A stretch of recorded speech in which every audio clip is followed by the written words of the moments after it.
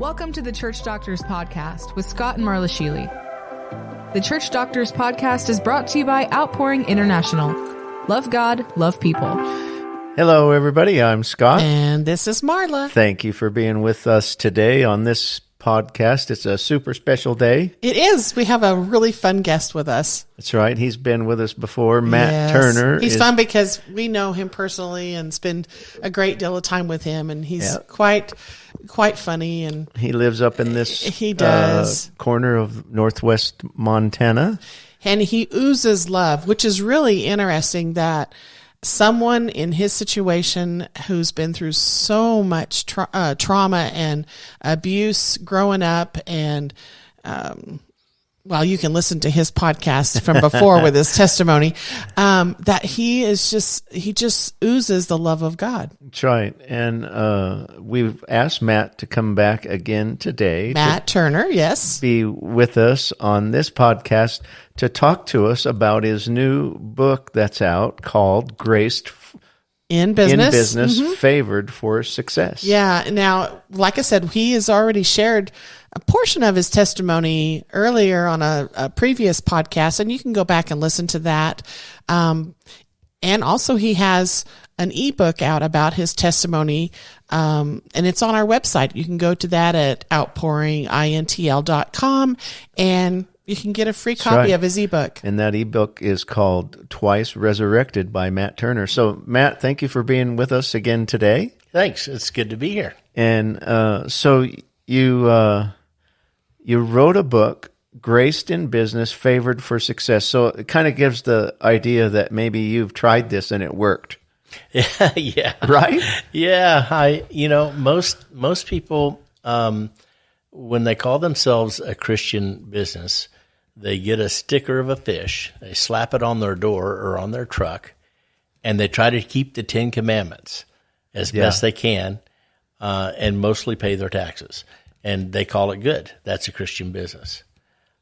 There's so much more. Wow. There's so much more. Okay, I'm leaning in. Okay. What's going on here? So you through a bunch of miracles, actually, through the favor of God before you even started in business, you end up owning and running a large construction company. Yeah, that's right. Back in 2000, I had no money left from my settlement. A settlement from when you lost your arms. So Correct. You're sitting here with us with hooks. Yeah, prosthetic arms. And Correct. And now you're going to own a construction company? Yeah, they call me handyman. I got to give you a hand on that. That's right. It's an amazing thing because construction work is what cost me my hands. Right.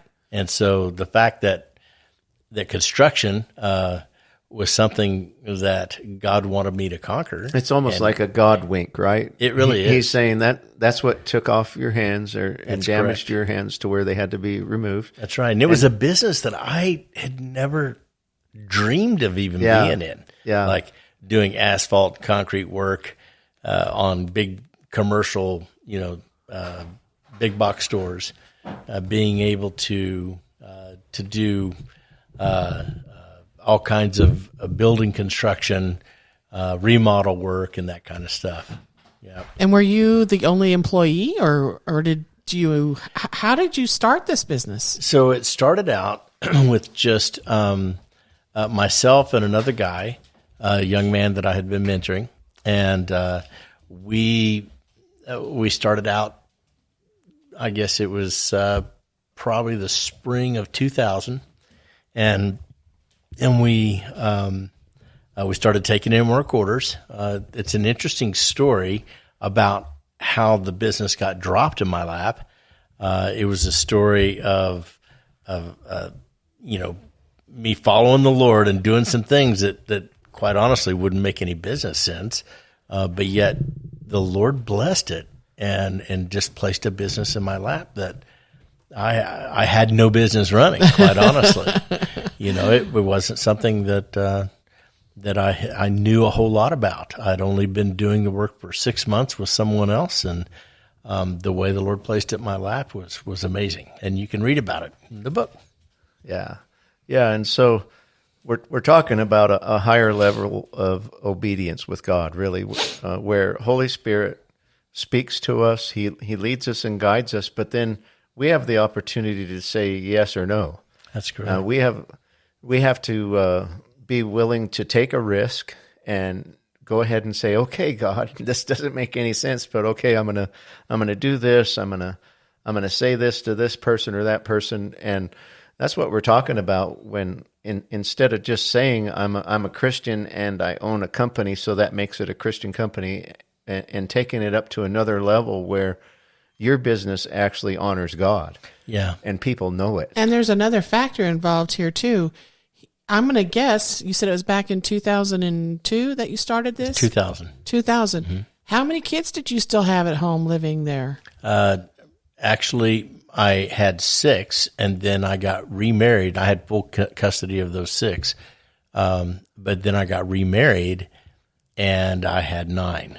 So you've got 9 kids, a wife, and you're going to start a construction business without any arms. Yeah. That just makes a whole lot of sense. Yeah. Well, here's the thing is God loves putting us in over our head.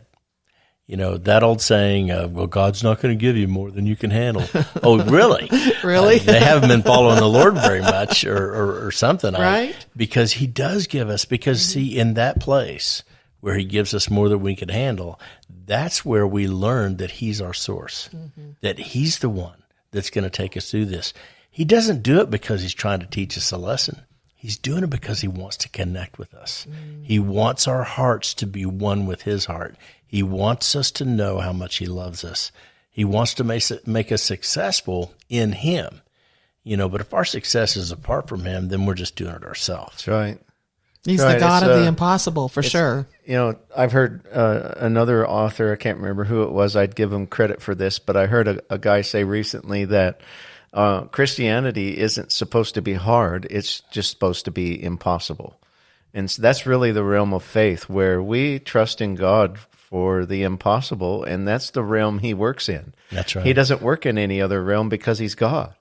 And so if you're running your business and running your Christian life in a manner where you can control everything, and your strength is responsible for the outcome or the failure, then you're not operating in the God realm, the realm of the impossible. Now, does this what we're talking about, and does this book work for someone that maybe works for somebody else? Oh yeah, you know what? I've had so many people tell me that even someone that has no desire to be in business, that this book really speaks to them too, because this book is about connecting with God in whatever you're doing. It's about how God causes us to triumph in everything. It's about finding your destiny.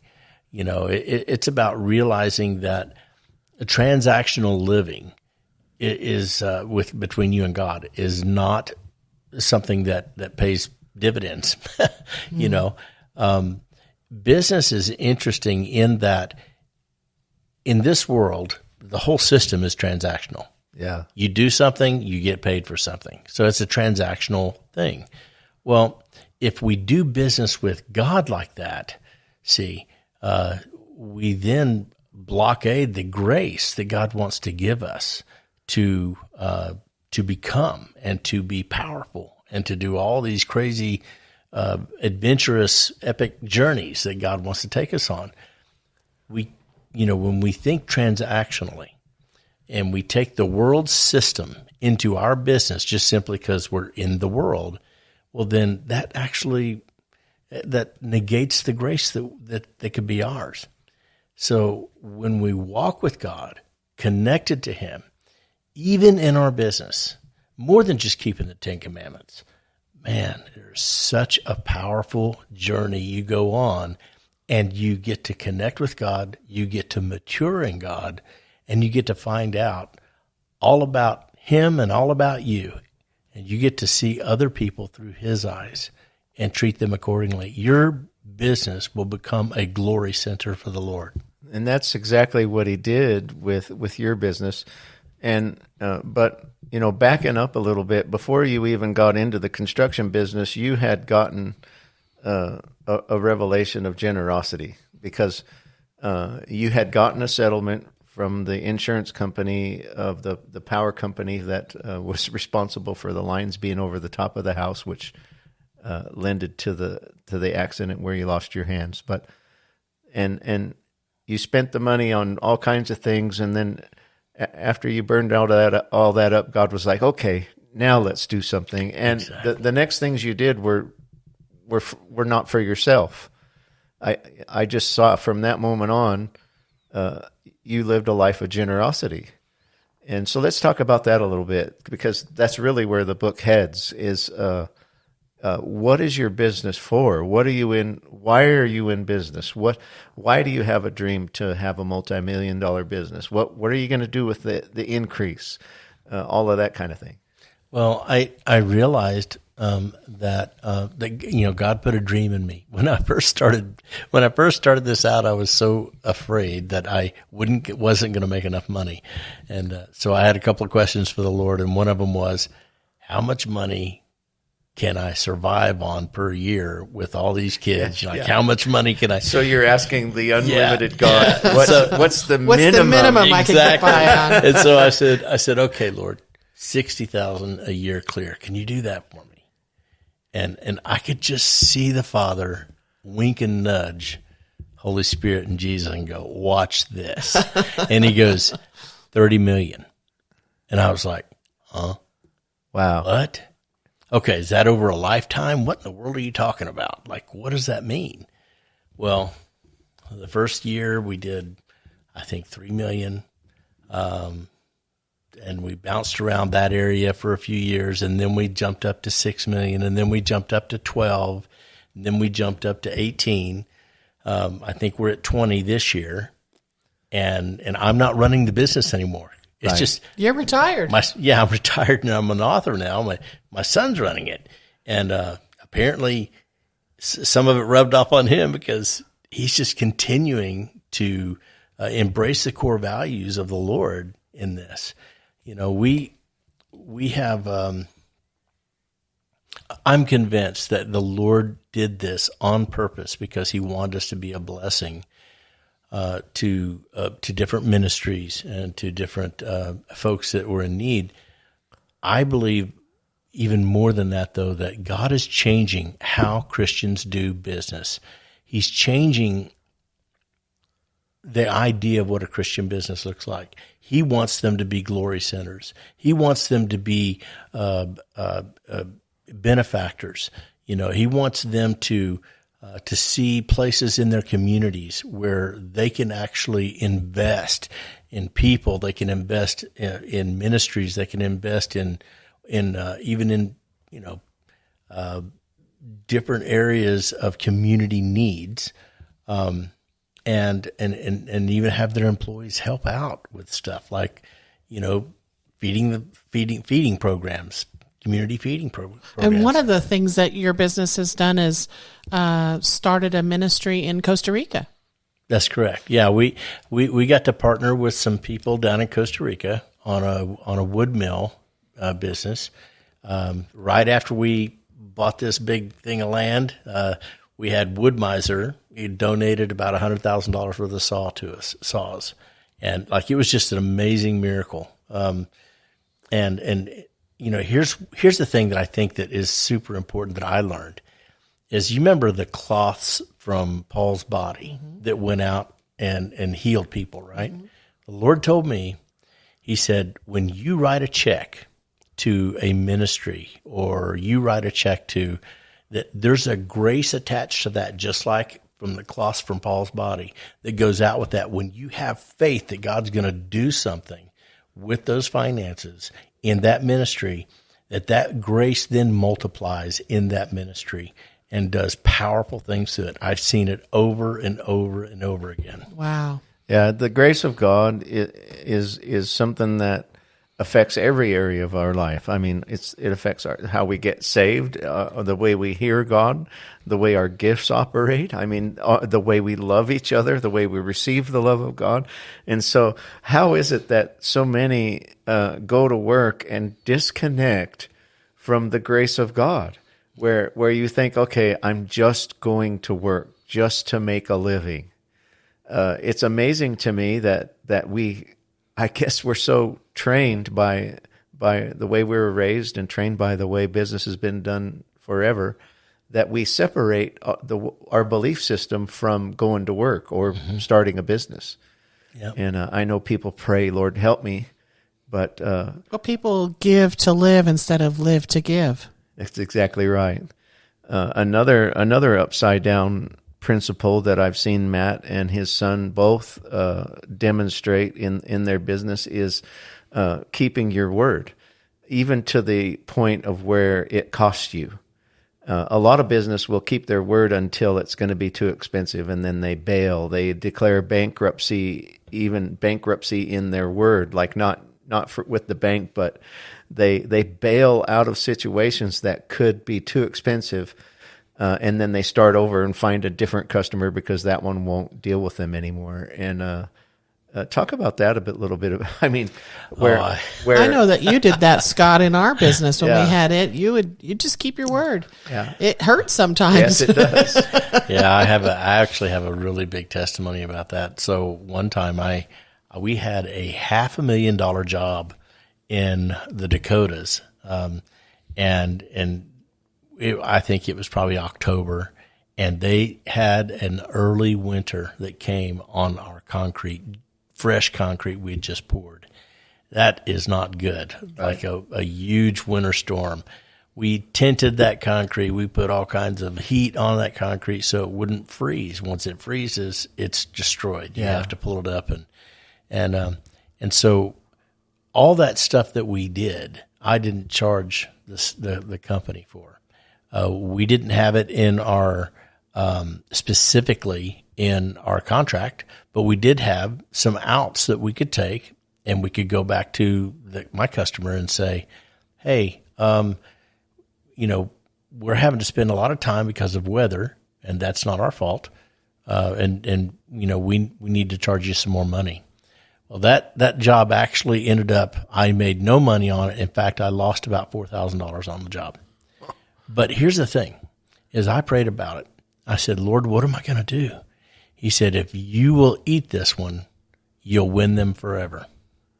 Man, he was right on. And this is with a national chain company, like exactly. Or a worldwide chain company. Exactly. And it, oh my goodness, it was amazing. Like the next year, they gave us job after job after job after job. It was just, they invited us to do remodels and all kinds of stuff. Yeah, and you can see this same theme repeating itself over and over and over. Marla mentioned that we did that in our construction business. I just chalked it up as getting to go to school. Like I paid to learn that lesson.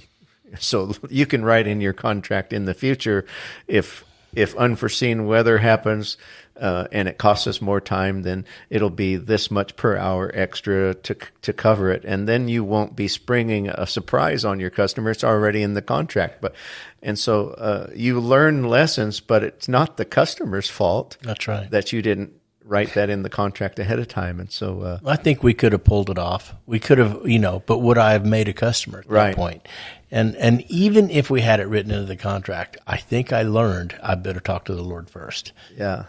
And that's the thing is we can depend on logic and our own wisdom, or we can tap into God who sees ahead. He knows the people that are in the head office of the company that's your client. He knows how they think. Well, one of the things the Lord taught me is that, and in fact, it's in the first chapter of my book. You have to consider the source. There's a lot of, people say, well, consider the source when they see something that's kind of weird, or off. I'd like to redeem that comment. Let's consider the source. Every decision we make, consider the source. Are you basing everything on your experience or your education? I love experience in education. I think that we should have as much as we can get. However, that's not how I make my decisions. Yeah. I mean, that is not the final say. The Lord has the final say. The Lord can talk to me about my business every day and what I should do.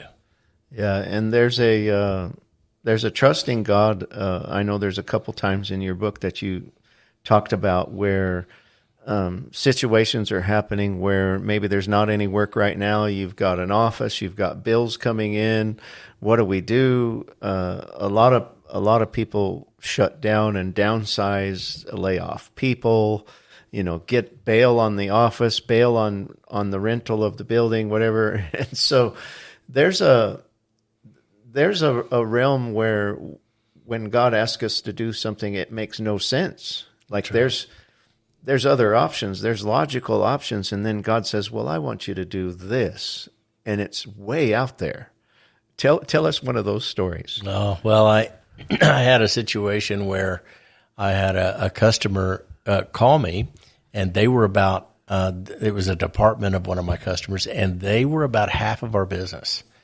And they called me, and this guy was irate. He was throwing a fit and cussing me out, and I found out that there was another guy on the phone that was replacing him. He had just been fired, and he was tasked as his last outgoing thing to do.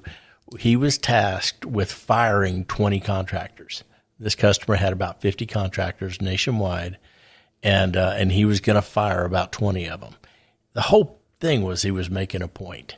They were trying to get the contractors to drive their prices down. So they were going to sacrifice 20 of us in order to make a point.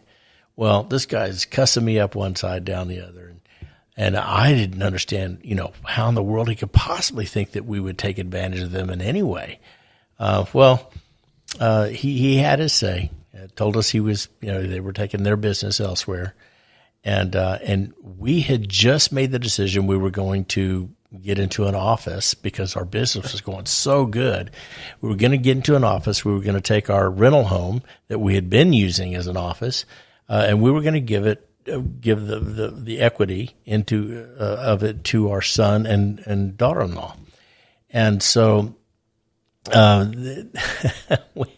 we told them that. They got all geared up to do that, and then on a Friday, we're supposed to sign the new lease on the new place of the business office on a Monday. And on a Friday, I get this phone call. They're going to cut me off, So half my business is going away. And so here I am in this place where I have to either take my word back from my son and daughter-in-law or, and regress back into and just make our business small, maybe get rid of a few people or whatever. And the Lord had to talk with me. I was crying out to the Lord. I'm like, I don't understand what's going on. We didn't do anything wrong, And the Lord said, are you a son of my favor or not? And I was like, what? It's like, can you trust me in this? I said, okay, what are we doing? He goes, I want you to sign the lease. Okay. So in this lease, we were going to be paying 3 times what we were paying. And we were leasing the other home back to ourselves, So this was not a win-win situation, And as it turned out, we signed that lease on Monday. Tuesday, another customer called and said, hey, we have 8 bathroom remodels, in these bunches. It turned into a bunch of remodels, but 8 at the beginning. And each one of those bathroom remodels, it was several bathrooms in these stores. It was, into 6 figures. And so each one of them. And so we made more money than, or at least even with what we would have made. And then after that, I don't know, it's probably 8 months, we got all this done. The guy who had been on the phone with the other guy that had replaced him, he calls me back from this other company. And he says, we set you up for failure, and we're sorry. We want you to come back to work for us. And they started us working for them. And so God upped our game with another company, gave us back this other company, and then that guy started recommending us to a whole bunch of departments that we had never worked for before. guess what they work for? Remodels. And I swore I'd never do a remodel because it's a cutthroat thing. People make money on the back end of a remodel and they lie up front. And so I thought, I'll never do a remodel. And boy, the Lord taught me, Yeah. And trusting the Lord in that spot, it's like, this is do or die. I mean, this is hero or zero. You're the kicker on the team that's going to go out. There's no time left on the clock, and you got to kick a field goal. And if you miss, your team loses. And this is like the way we have to trust God. Yeah. Except for God doesn't miss. That's right. And if we'll lean all the way over into Him, and allow His grace to be upon what we're involved in, whether it's business or anything else that we're doing, then it's obviously the best way. Yeah, that's right. I love how you've said several times that you had a conversation with God. Mm-hmm. It seems like that everything that you do in your business, and I know in your life too, but in your business, He really is an equal partner here. He has to know everything that's going on, and you have conversations. Yeah, the first chapter in my book is the first chapter in my life and business. God is my source, period. If I'm not connected to Him, if I'm not hearing Him and His heart for me, if I'm not hearing Him and His heart for people that work for me, I can't treat them accordingly. I can't create a culture that is healthy in my business if I'm not connected to the Lord. And so everything from customer to employees to, everything that I do, I have to be connected to the Lord in that thing because he was way smarter than me. So take me through like a day maybe. Do you after talking to a customer, do you just take time now to talk to God about it? And how do you do that? How do you implement having God as a partner in your business, in your day-to-day thing? Well, one time we were going to hire somebody new for our one of our job superintendents, and we were going to hire somebody to help him become his helper. And so at the time I was hearing the Lord about really trying to listen to my people and listen to their needs and do what they say, or at least try to. And so I was working through that. At the same time, I needed to hire somebody, and they wanted a specific kind of person. Well, we had the opportunity to hire an engineer, which we needed sometimes. And this guy was a local guy. His dad was a businessman. And so, my HR guy and the guy that this person would be working under, they both were high on this one guy, On the other hand, there was this gal named Liz, and Liz had tattoos on her arms, and not that I have any problem with that, but these tattoos looked like they were maybe done in a penitentiary setting. Yeah. And so, the thing is like, I didn't, my flesh said no, but the Lord was speaking to me. Like, she needs to be fathered. You should hire her. She's going to be amazing if you trust her, and stuff like that.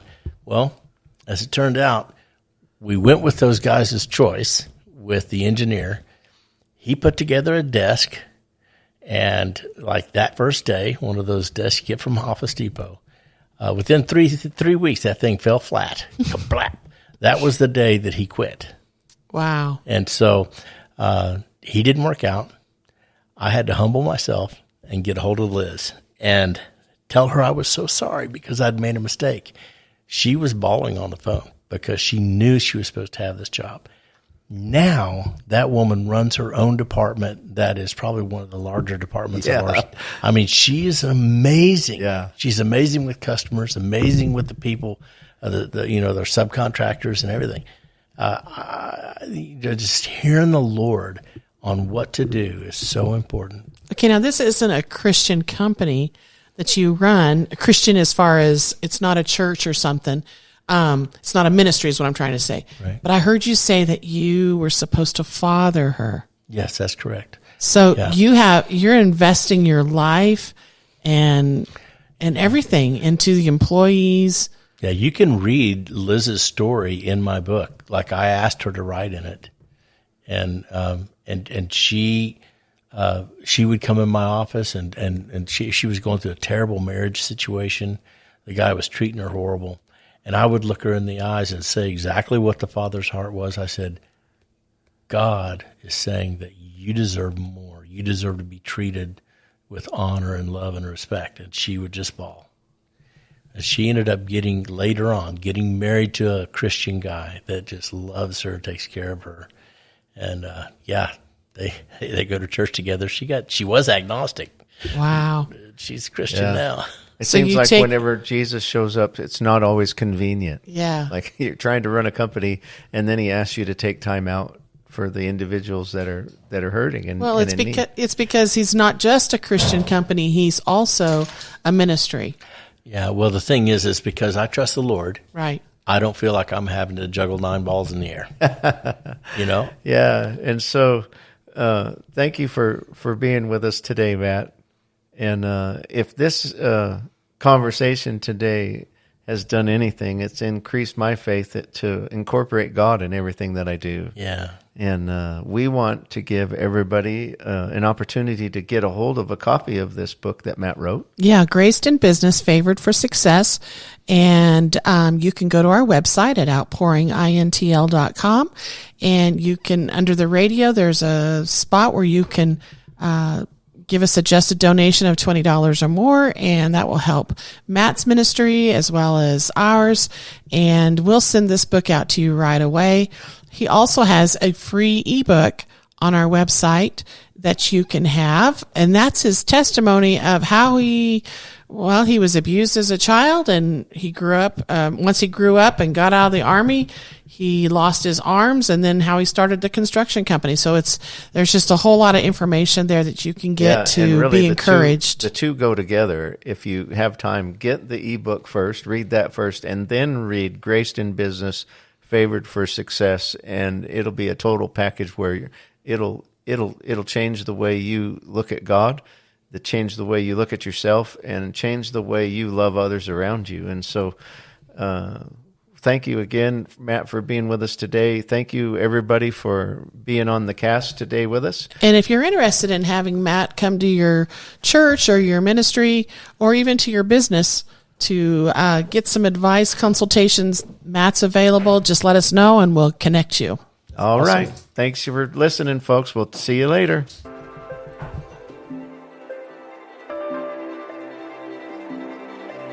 Thanks for joining us on the Church Doctors Podcast. For more information or to contact us, please visit our website at outpouringintl.com.